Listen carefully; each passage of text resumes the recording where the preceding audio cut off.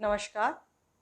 केंद्रीय विद्यालय बालाघाट से मैं वीना मिश्रा जबलपुर संभाग द्वारा आयोजित ऑनलाइन क्लासेस में आप सभी का स्वागत करती हूं। आज मैं यहां कक्षा 12वीं की पाठ्यपुस्तक आरोह भाग 2 के गद्य खंड के पाठ 12 बाजार दर्शन का अंतिम और तीसरा भाग लेकर प्रस्तुत हूं। तो आज हम यहां पढ़ेंगे पैसे की व्यंग शक्ति, पेज नंबर 90 से पेज नंबर 92 तक, अनीति शास्त्र अर्थात पाठ के अंतिम बिंदु तक। तो आइए यहाँ हम प्रारंभ करते हैं। सबसे पहले कुछ पूर्व ज्ञान से संबंधित प्रश्न आपके लिए। आप जब बाजार जाते हैं तो आप पर बाजार का जादू निम्न में से किस स्थिति में चलता है? ये हमने पिछले पाठ में पढ़ा था। आपकी जेब भरी और मन खाली हो तो क्या तब जादू चलता है? यदि आपकी जेब में बहुत पैसे हैं और मन असंतुष्ट है, खाली है। आपकी जेब खाली और मन भी खाली हो, अर्थात जेब में पैसे नहीं हैं किंतु मन असंतुष्ट है, क्या तब जादू चलता है? आपकी जेब भरी और मन भरा हो, जेब में तो पैसे हैं किंतु मन पूरी तरह से संतुष्ट है, क्या तब जादू चलता है? चौथी स्थिति है, आपकी जेब तो खाली है और मन पूरी तरह से संतुष्ट है, क्या तब जादू चलता है? ये चारों स्थिति में आप स्वयं अनुमान लगाइए। पहले में उत्तर होगा कि जादू असर करेगा, दूसरे में भी जादू असर करेगा, तीसरे और चौथे में जादू असर नहीं करेगा क्योंकि वहाँ मन संतुष्ट है, भरा हुआ है। भगत जी रोज कितने आने की कमाई करते थे? यहाँ 4 आपके लिए विकल्प हैं, 20, 10, 6 और 8। जी हाँ, इसका सही उत्तर है 6 आने। भगत जी को कौन सी शक्ति प्राप्त है जिससे अन्य लोग वंचित हैं? गर्व, संयम, लोभ या लज्जा? भगत जी के पास जो शक्ति है, जो बल है, वो है संयम का बल। तो आप अपना स्वमूल्यांकन करिए कि आपने सही उत्तर दिए हैं अथवा नहीं दिए हैं। तो आइए अब हम प्रारंभ करते हैं पाठन। पहला संकेत हमने लिया है पेज नंबर 90 से, पैसे की व्यंग शक्ति से जड़ की विजय है। जड़ की विजय है, ये पेज नंबर 91 के पहले पैरा में खत्म हो रहा है। कुछ यहाँ शब्दार्थ हैं। दारुण अर्थात भयंकर, लीक रेखा, स्पृहा अर्थात इच्छा, वंचित यानी बिना या हीन, विडंबना अर्थात दुर्भाग्य, संचय का संग्रह, कृतघ्न अर्थात उपकार न मानना, और कृतज्ञ का होता है उपकार मानना, दोनों विलोम शब्द हैं। अकिंचित कर अर्थात अशक्त, चेतन अर्थात सजीव, अजेय जैसे जीता न जा सके, अपर अर्थात दूसरा। और यहाँ कुछ मुहावरों का भी प्रयोग हुआ है, जैसे आंखों में उंगली देना अर्थात जबरदस्ती दिखाना। आपकी आंखों में उंगली डालकर कोई जबरदस्ती आपको दिखाए कि देखो ये खाने में आज हलवा बना है, तो आपको देखना ही पड़ेगा मजबूरी में। वैसे ही पानी पानी होना अर्थात शर्मिंदा होना। तो आइए पाठन शुरू करते हैं, सार बाद में देखेंगे। मेरे साथ आप भी अपनी पाठ्य पुस्तक में देखिए। पैसे की व्यंग शक्ति की सुनिए, वह दारुण है, दारुण अर्थात भयंकर है। मैं पैदल चल रहा हूँ कि पास ही धूल उड़ाती निकल गई मोटर। अब यहाँ हमने इस अनुच्छेद को नाम दिया है, शीर्षक दिया है पैसे की व्यंग शक्ति। व्यंग अर्थात ताना मारना, उसमें पैसे में एक ताकत होती है ताने देने की, तो उसी के बारे में यहाँ बताया है कि यह बहुत ही भयंकर होती है। लेखक ने स्वयं का उदाहरण दिया है, मैं पैदल चल रहा हूँ। यहाँ आप चित्र में देख सकते हैं, मान लीजिए ये लेखक है, ये पैदल जा रहे हैं कि पास ही से धूल उड़ाती हुई एक मोटर निकल गई। वह क्या निकली? मेरे कलेजे को कौंधती एक कठिन व्यंग की लीक ही आर पार हो गई। मतलब वह मोटर क्या बगल से गुजर गई, ऐसा लगा कि मेरे हृदय को कौंधती एक कठिन व्यंग की लीक, अर्थात मेरे हृदय को मैं एक ईर्ष्या की, जलन की भावना पैदा करती हुई एक रेखा मेरे हृदय में खिंच गई हो। जैसे किसी ने आंखों में उंगली देकर दिखा दिया हो कि देखो उसका नाम है मोटर।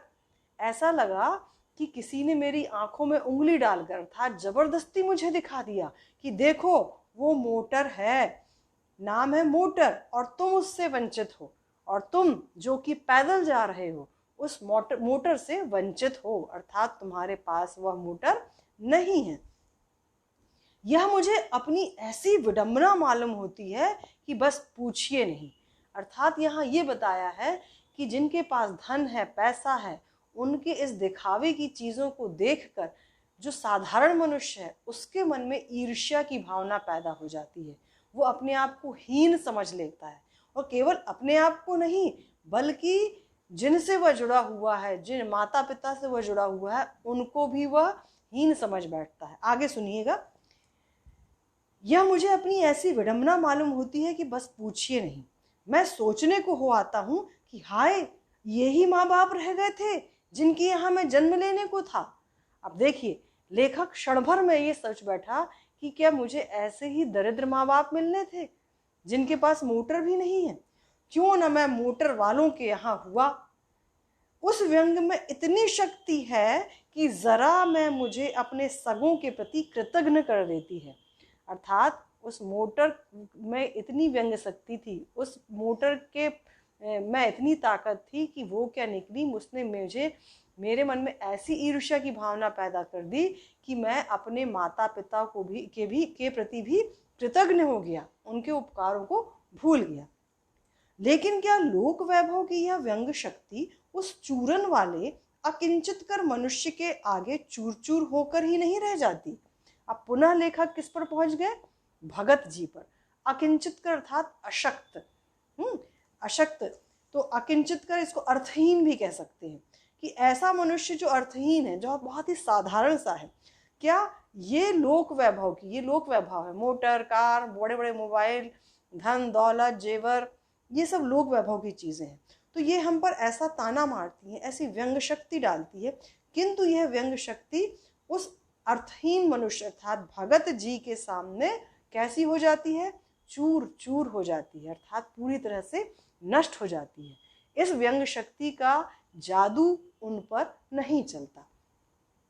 चूर चूर क्यों कहो? पानी पानी, पानी पानी होना अर्थात शर्मिंदा होना। अर्थात ये पैसे की व्यंग शक्ति भगत जी के सामने पानी पानी अर्थात शर्मिंदा होकर रह जाती है। एक साधारण व्यक्ति जिसके पास संयम नहीं है, उसके मन में उसने ईर्ष्या पैदा कर दी, अपने माता पिता के प्रति भी वो कृतज्ञ भाव पैदा कर दिया। किंतु भगत जी जो संयमी व्यक्ति हैं, उनके सामने ये पैसे की व्यंग शक्ति नहीं चलती, वह व्यंग शक्ति उनके सामने शर्मिंदा हो जाती है। तो क्या, तो वह क्या बल है जो इस तीखे व्यंग के आगे ही अजेय ही नहीं रहता, बल्कि मानो उस व्यंग की क्रूरता को भी पिघला देता है? तो यहाँ लेखक स्वयं से पूछ रहे हैं कि वो कौन सा बल है भगत जी में जो व्यंग की क्रूरता को पिघला देता है और जिसके आगे भगत जी अजेय बने रहते हैं, अर्थात उनको कोई भी जीत नहीं सकता है। उस बल को नाम जो दो, पर वह निश्चय उस तल की वस्तु नहीं है। लेखक कह रहे हैं कि हम उस शक्ति को, उस बल को कोई भी नाम दे सकते हैं, परंतु वो उस तल अर्थात धरती की वस्तु नहीं है, क्योंकि धरती में ऐसा संयम होना मनुष्य के पास बहुत ही दुर्लभ होता है। जहाँ पर संसारी वैभव फलता फूलता है, उस धरती में जहाँ संसारी वैभव ही फलता फूलता है, वही तरक्की करता है, ऐसी धरती में ये संयम नाम की चीज बहुत कम होती है। वह कुछ अपर जाति का तत्व है। अपर अर्थात दूसरी, अर्थात भगत जी में जो ताकत है, जो बल है, संयम है, वो इस धरती का तत्व नहीं है, वो किसी दूसरी जाति का तत्व है। दूसरी जाति कौन सी?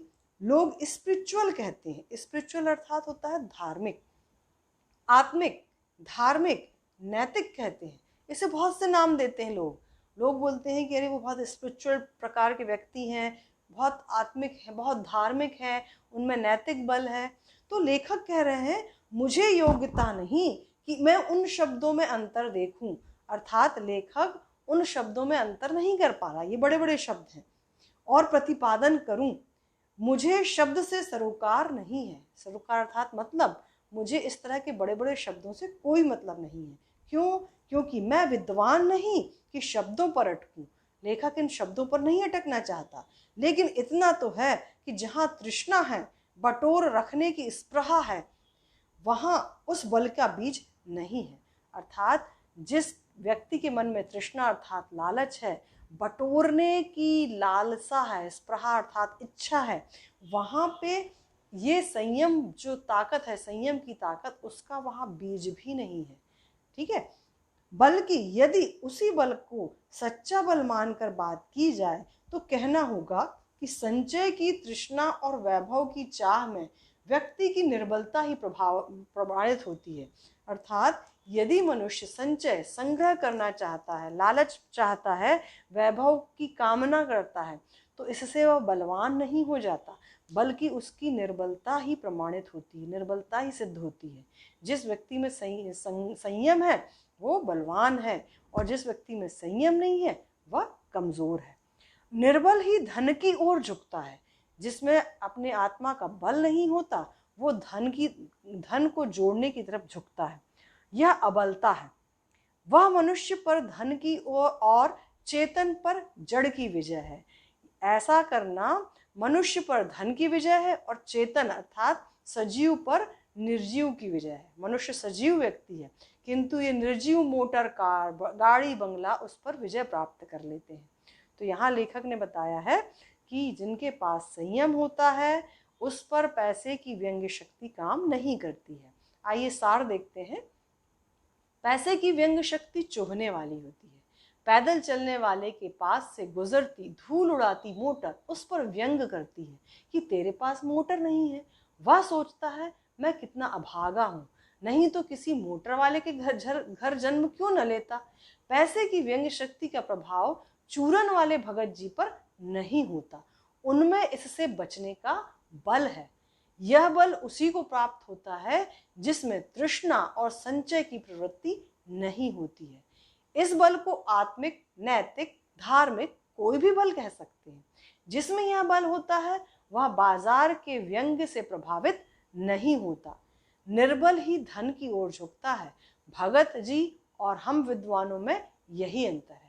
अर्थात हम अपने आप को विद्वान जरूर कहते हैं, पर भगत जी जैसा बल अर्थात संयम का बल हम में नहीं है। तो भगत जी ज्यादा बलवान हुए और हम कैसे हुए? निर्बल हुए। तो यहाँ पे आपने इन दो पैराग्राफ में देखा कि पैसे में कितनी व्यंग्य शक्ति होती है, जल्द ही हमारे अंदर एक ईर्ष्या भावना पैदा कर देती है। तो आइए अर्थबोध संबंधी कुछ 3 प्रश्न हैं यहाँ पर। पैसे के व्यंग्य का मनुष्य पर क्या असर होता है? इन्हें आप नोट करिए, इनके उत्तर लिखिए। पैसे का व्यंग किस पर नहीं चलता? संग्रह करने वालों को लेखक ने बलवान कहा है या निर्बल कहा है? इनके आप स्वयं उत्तर देंगे और स्वमूल्यांकन करेंगे। चलिए दूसरे संकेत बिंदु की ओर बढ़ते हैं। यहाँ यह शुरू होता है एक बार चूरन अर्थात पेज नंबर 91 से। एक बार चूरन से कल्याण ही चाहते हैं तक। पहला शब्द है पशोपेश जिसका अर्थ है असमंजस। दूसरा शब्द है अभिवादन अर्थात नमस्कार करना। पंसारी किराने की दुकान पंसारी कहते हैं। अप्रीति अर्थात प्रेम ना होना। तो आइए गद्यांश की तरफ बढ़ते हैं। मैं पढ़ रही हूँ, आप साथ में देखिएगा। एक बार चूरन वाले भगत जी बाजार चौक में दिख गए। पुनः यहाँ भगत जी के पास पहुंच गए हैं लेखक और पुनः उनका उदाहरण हमें प्रस्तुत कर रहे हैं। एक बार वे कहाँ दिख गए? बाजार के चौक में। मुझे देखते ही उन्होंने जय जय राम किया। आप चित्र में देख सकते हैं भगत जी बड़े बाजार से जा रहे हैं और लेखक उनको दिख गए तो उन्होंने कहा जय जय राम। मैंने भी जय राम कहा।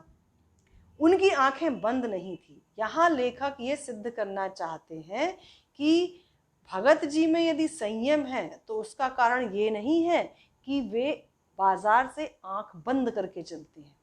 उनकी आंखें खुली हैं। ये कैसे सिद्ध हो रहा है? क्योंकि उन्होंने लेखक के अभिवादन का जवाब भी दिया है। इसका शीर्षक जो हमने दिया है भगत जी के लिए बाजार की उपयोगिता। ठीक है, तो आंखें बंद नहीं थी और न उस समय वह बाजार को किसी भांति कोस रहे मालूम हो रहे थे। कोसना मतलब होता है गाली देना, बकना। उन्होंने बाजार को बिल्कुल भी बुरा भला नहीं कहा क्योंकि वो अपने काम से काम रखते थे, उनमें संयम था। तो बाजार भले ही सजा हो किंतु उनके मन से उसके लिए कोई बुरी भावना प्रकट नहीं हुई। राह में बहुत लोग, बहुत बालक मिले जो भगत जी द्वारा पहचाने जाने के इच्छुक थे। आप देख रहे हैं चित्र में कितने लोग हैं जो भगत जी को नमस्ते कर रहे हैं? वो इसलिए कि वो उत्सुक थे कि भगत जी हमें पहचाने। आप देखते होंगे जब कोई बहुत सम्मानित प्रतिष्ठित व्यक्ति निकलता है या किसी समारोह में आता है तो हमें लगता है कि काश ये हमें पहचान लेता तो हमारी भी थोड़ी सी इज्जत बढ़ जाती। तो वैसा ही हाल यहाँ पे है।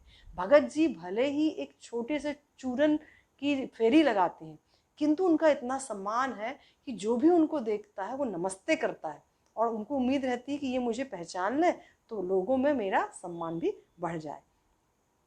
भगत जी ने सबको ही हंसकर पहचाना, सबका अभिवादन लिया और सबको अभिवादन किया, सबको उन्होंने नमस्ते किया। ठीक है, इससे तनिक भी यह नहीं कहा जा सकेगा कि चौक बाजार में होकर उनकी आंखें किसी से भी कम खुली हैं।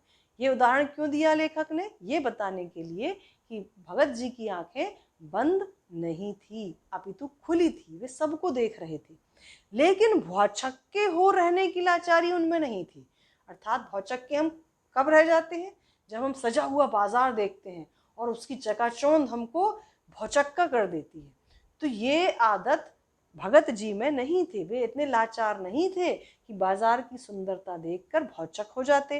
व्यवहार में पशोपेश उन्हें नहीं था, उनके व्यवहार में कोई असमंजस नहीं था, क्योंकि उन्हें पता था कि उन्हें क्या खरीदना है और खोए से खड़े नहीं वह रह जाते थे। और जो आश्चर्यचकित होता है वो खोया सा खड़ा रह जाता है कि मैं क्या खरीदूं क्या ना खरीदूं, किंतु उनमें ये आदत भी ये प्रवृत्ति भी दिखाई नहीं दे रही थी। भांति भांति के बढ़िया माल से चौक भरा था, बहुत अच्छा अच्छा सामान सजा था वहां पर। उस सबके प्रति अप्रीति इस भगत के मन में नहीं थी, किंतु भगत जी के मन में इन सबके प्रति अप्रीति अर्थात ऐसा नहीं था कि प्रेम नहीं था, वे सबको प्रेम भरी निगाह से देख रहे थे। जैसे उस समूचे माल के प्रति भी उनके मन में आशीर्वाद हो सकता है। ऐसा लग रहा था कि वो बाजार के सारे माल को अपने दिल से आशीर्वाद दे रहे हैं। विद्रोह नहीं, प्रसन्नता ही भीतर थी। उस माल के प्रति विद्रोह नहीं था, वे प्रसन्न हो रहे थे, क्योंकि कोई रिक्त भीतर नहीं था। अर्थात रिक्त अर्थात खाली, उनके हृदय में खालीपन नहीं था, वे संतुष्ट थे, संतोष से उनका मन लबालब भरा था। देखता हूं कि खुली आंख, तुष्ट और मग्न वह चौक बाजार में से चलते जाते हैं। राह में बड़े बड़े फैंसी स्टोर पड़ते हैं, पर वे पड़े रह जाते हैं। अच्छी अच्छी दुकानें हैं, फैंसी अर्थात नए किस्म के सामान वाली, किंतु वो किसी और उनका ध्यान नहीं जाता, वो पड़े के पड़े रह जाते हैं। कहीं भगत नहीं रुकते हैं तो एक छोटी सी पंसारी की दुकान पर रुकते हैं। पंसारी अर्थात किराने की दुकान, जो आप चित्र में देख सकते हैं। वहां दो चार अपने काम की चीज ली और चले आते हैं। बाजार से हठपूर्वक विमुखता उनमें नहीं है। हठपूर्वक अर्थात जबरदस्ती ऐसा वो कोशिश नहीं करते हैं कि बाजार की तरफ ना देखें, सहज भाव से चलते हैं। लेकिन अगर उन्हें जीरा और काला नमक चाहिए तो सारे चौक बाजार की सत्ता उनके लिए तभी तक उपयोगी है जब तक वहां जीरा मिलता है। अर्थात उनको चूरन बनाने के लिए जीरा और काला नमक चाहिए था, और बाजार तब तक उनके लिए उपयोगी रहता था तब जब तक वहां पर जीरा और काला नमक मिलता था, अन्यथा उनके लिए बाजार बिल्कुल उपयोगी नहीं है। जरूरत भर जीरा वहां से ले लिया और फिर सारा चौक उनके लिए आसानी से नहीं के बराबर हो जाता है। फिर उनके लिए इस चौक का कोई मतलब नहीं है। वह जानते हैं कि जो उन्हें चाहिए वह है जीरा नमक। बस इस निश्चित प्रतीति के बल पर शेष सब चांदनी चौक का आमंत्रण उन पर व्यर्थ होकर बिखरा रहता है। अर्थात उनके मन में एक निश्चित भावना है कि दृढ़ भावना है कि मुझे जीरा और नमक ही लेना है। हमने पहले भी पढ़ा था, यदि बाजार जाओ तो निश्चय करके जाओ कि क्या लेना है, और भगत जी निश्चय करके जाते हैं कि मुझे जीरा और काला नमक लेना है। इसलिए बाजार की सारी चांदनी का आमंत्रण उनके लिए बिखरा पड़ा रहता है और बेकार हो जाता है। चौक की चांदनी दाएं बाएं भूखी की भूखी फैली रह जाती है। अर्थात उसकी व्यंग शक्ति का उन पर असर नहीं पड़ रहा, इसलिए वो भूखी रह गई। यदि उन पर असर हो जाता तो वो तुष्ट हो जाती। ठीक है, तो क्योंकि भगत जी को जीरा चाहिए, वह तो कोने वाली पंसारी की दुकान में मिल जाता है और वहां से सहज भाव से ले लिया गया है। इसके आगे आसपास अगर चांदनी बिछी रहती है तो बड़ी खुशी से बिछी रहे। भगत जी से बेचारी का कल्याण ही चाहता है। अर्थात भगत जी बाजार के सौंदर्य की तरफ आकर्षित नहीं होते हैं। वे केवल अपनी ज़रूरत का सामान लेने जाते हैं और उसे लेकर सहज भाव से वापस आ जाते हैं। वे बाजार को ज़रा भी कोसते भी नहीं हैं। सारांश देखिएगा, भगत जी के लिए बाजार की उपयोगिता। भगत जी जब बाजार से गुजरते हैं तो उनकी आंखें खुली रहती हैं। वे सबका अभिवादन लेते व सभी को अभिवादन देते हैं। राह के बड़े बड़े फैंसी स्टोर पड़े रह जाते हैं, पर वे एक पंसारी की दुकान में रुकते हैं, वहां से जीरा नमक लेते हैं और सारे बाजार की चांदनी उनके लिए व्यर्थ अर्थात बेकार हो जाती है। बाजार की आवश्यकता उनके लिए केवल कितनी है? जीरा और नमक तक ही। अर्थात आप जब भी बाजार जाएं, निश्चित करके जाएं कि आपको क्या लाना है, तब आप अनावश्यक सामान बिल्कुल नहीं लाएंगे। तो आइए आगे बढ़ते हैं अंतिम गद्यांश की ओर। पहले अर्थबोध के प्रश्न देख लीजिए। भगत जी सबका अभिवादन लेते व देते हैं, इससे क्या पता चलता है? लोग भगत जी के द्वारा पहचाने जाने के इच्छुक क्यों थे? भगत जी किस दुकान में रुकते थे और क्यों? उत्तर स्वयं दीजिएगा और नोटबुक में लिखिएगा। अंतिम गद्यांश की तरफ बढ़ते हैं। इस गद्यांश को हमने जो शीर्षक दिया है वो है बाजार की सार्थकता। कुछ कठिन शब्द हैं जैसे बाजारूपन। बाजारूपन होता है दिखावे के लिए बाजार का उपयोग करना। बेचक और ग्राहक, गाहक यानी ग्राहक और बेचक अर्थात बेचने वाला। अनीति यानी अन्याय। ठीक है, पढ़िएगा। यहाँ मुझे ज्ञात होता है कि बाजार को सार्थकता भी वही मनुष्य देते हैं जो जानता है कि वह क्या चाहता है और जो नहीं जानते कि वे क्या चाहते हैं। अपनी परचेसिंग पावर के गर्व में अपने पैसे से केवल एक विनाशक शक्ति, शैतानी शक्ति, व्यंग की शक्ति ही बाजार को देते हैं।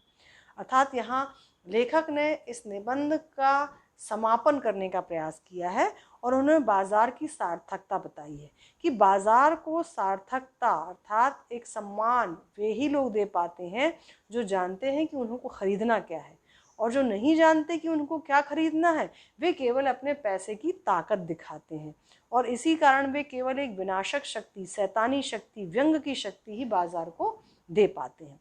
ना तो वे बाजार से लाभ उठा पाते हैं, ना उस बाजार को सच्चा लाभ दे पाते हैं। वे लोग बाजार का बाजारूपन बढ़ाते हैं, अर्थात ऐसे लोग अपने पैसे की ताकत दिखा के बाजार को एक दिखावे के लिए उपयोग करने वाली जगह बना देते हैं, जिसका मतलब है कि कपट बढ़ाते हैं। कपट की बढ़ती का अर्थ परस्पर में सद्भाव की घटी, अर्थात ऐसे जगह में कपट भावना बढ़ जाती है। आप एक स्टोर देख रहे हैं, चूना लगाओ स्टोर। चूना लगाना मतलब किसी को क्या करना? धोखा देना या किसी का नुकसान कर देना। तो यहाँ पे बाजार में बहुत ऐसा होता है कि लोग बढ़े चढ़े दामों में लोगों को चीज़ें बेचते हैं, नकली सामान बेचते हैं और उनको चूना लगा देते हैं। ठीक है, तो इस तरह से क्या होता है, बाजार में सद्भाव की भावना घटते जाती है और कपट की भावना बढ़ते जाती है। इस सद्भाव के हाथ पर आदमी आपस में भाई भाई और सुहृद और पड़ोसी फिर रह ही नहीं जाता। पहले एक संबंध होता था ग्राहक और बेचक में, आपसी संबंध की, आइए भाई जी बैठिए, क्या सामान लेंगे, तो अच्छे से दिखाते थे, सही दाम पर देते थे। किंतु आज वह सद्भाव घट रहा है। तो भाई भाई की, सुहृदय की भावना, पड़ोसी की भावना अब नहीं रह गई है और आपस में कोरे गाहक और बेचक की तरह व्यवहार करते हैं। और आजकल बाजार में देखिए तो एक प्रोफेशनल रिश्ता है, व्यावसायिक संबंध है। एक ग्राहक है तो दूसरा बेचने वाला है। मानो दोनों एक दूसरे को ठगने की ताक में है। ग्राहक चाहता है कि मुझे सस्ते से सस्ता मिल जाए और बेचक चाहता है कि मैं महंगे से महंगा बेच दूं और इसे चूना लगा दूं। एक की हानि में दूसरे को अपना लाभ दिखता है। एक को नुकसान हुआ तो दूसरे को लगता वाह मेरा तो फायदा हुआ है। और यह बाजार का बल्कि इतिहास का सत्य माना जाता है कि ऐसे बाजार को बीच में लेकर लोगों में आवश्यकताओं का आदान प्रदान नहीं होता बल्कि शोषण होने लगता है। ऐसे बाजार में आवश्यकताओं की पूर्ति नहीं होती है बल्कि एक दूसरे का शोषण होता है, एक दूसरे पर अत्याचार होता है, हम एक दूसरे का फायदा उठाने लगते हैं, तब कपट सफल होता है। ऐसे समय में कपट की भावना सफल हो जाती है और निष्कपट जो व्यक्ति होता है वो उसका शिकार हो जाता है। ऐसे लोगों को चूना लग जाता है, अर्थात उनका नुकसान हो जाता है, वो लुट जाते हैं। ऐसे बाजार मानवता के लिए बहुत बड़ी विडंबना है, बहुत बड़ा दुर्भाग्य है। और जो ऐसे बाजार का पोषण करता है, जो उसका शास्त्र बना हुआ है, वह अर्थशास्त्र सरासर औंधा है, अर्थात उल्टा है। ऐसा अर्थशास्त्र जो आज की मॉल की संस्कृति, आज की उपभोक्तावादी संस्कृति को पोषण दे रहा है, उसको फल फूलने में साथ दे रहा है, उस अर्थशास्त्र को लेखक ने कहा है कि वो उल्टा है, वह मायावी शास्त्र है, अर्थात जादू से भरा हुआ शास्त्र है। वह अर्थशास्त्र कदापि नहीं है, बल्कि क्या है, अनीति शास्त्र है, अर्थात अन्याय का शास्त्र है, क्योंकि इससे मनुष्य पर अन्याय होता है। तो लेखक ने यहाँ समापन किया है, सार देखिएगा।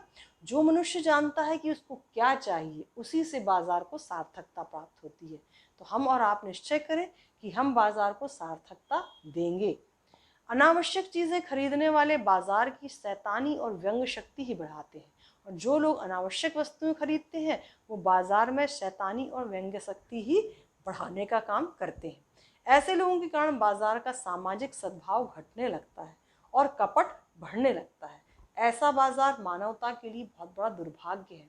ऐसे बाजार का पोषण करने वाला अर्थशास्त्र पूर्ण रूप से उल्टा है, वह मायावी शास्त्र है। ऐसा अर्थशास्त्र अनीति शास्त्र है, अर्थात अन्याय का शास्त्र है।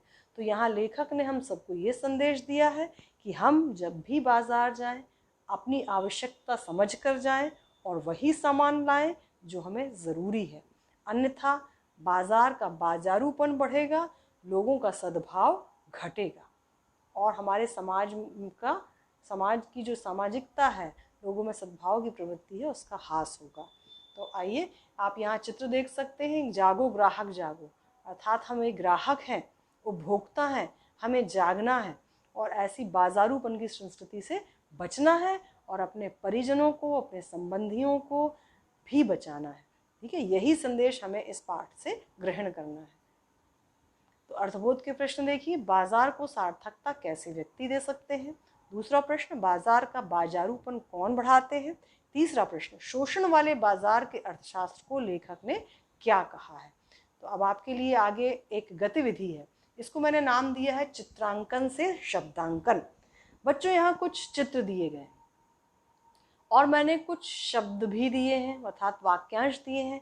आपको चित्र देखकर उनमें शब्दांशों या वाक्यांशों को मैच करना है, मिलाना है। पहला है लालच बुरी बला है। अब बताइए इनमें से कौन सा चित्र है जो इस वाक्यांश को स्पष्ट करता है। दूसरा, उपभोक्तावादी संस्कृति अमीर को और अमीर, गरीब को और गरीब बनाती है। किस चित्र में आप इस तरह की भावना देख रहे हैं। तीसरा, बाजार एक जादू है जो हमें बुलाता है। आप देखिए यहाँ बुलाने का काम कौन कर रहा है, कोई संदेश दे रहे हैं जिससे लोग आए। चौथा, मन खाली है तो सब खरीदने का मन करता है। अब आप देखिए कौन सा चित्र है जिसमें मन से बहुत सी चीज़ें मन में भरी हुई हैं कि मैं ये खरीद लूँ, ये खरीद लूँ, किसका मन खाली है। और पांचवा, परचेसिंग पावर। आपको ये कहाँ दिखाई दे रही है, किसने परचेसिंग पावर दिखाई है, बहुत सा सामान खरीद कर। तो इस गतिविधि को आप स्वयं करें और आपको अवश्य मजा आएगा और इस तरह की गतिविधि आप करने का स्वयं प्रयास करते रहिएगा। गृह कार्य, भगत जी के व्यक्तित्व की 2 विशेषताएं लिखिए। बाजार की सार्थकता किस में है, दूसरा प्रश्न। तीसरा प्रश्न, बाजार का बाजारूपन बढ़ने से क्या आशय है। चौथा प्रश्न, इस संदेश, आप इस चित्र में देखिए एक संदेश लिखा है, आवश्यकता पर पुनर्विचार करें, जो आवश्यक हो वही खरीदें। इस संदेश पर विचार करें। सबसे बड़ा गृह कार्य आपका जीवन भर के लिए यही है कि आप इस संदेश पर विचार करें, क्योंकि ये पाठ का संदेश है और हमारे भारतीय समाज की आज एक विशेष ज़रूरत है। इस पर अवश्य विचार करें। तो ये पाठ यहीं समाप्त होता है। उम्मीद है आप सबको अवश्य समझ में आया होगा।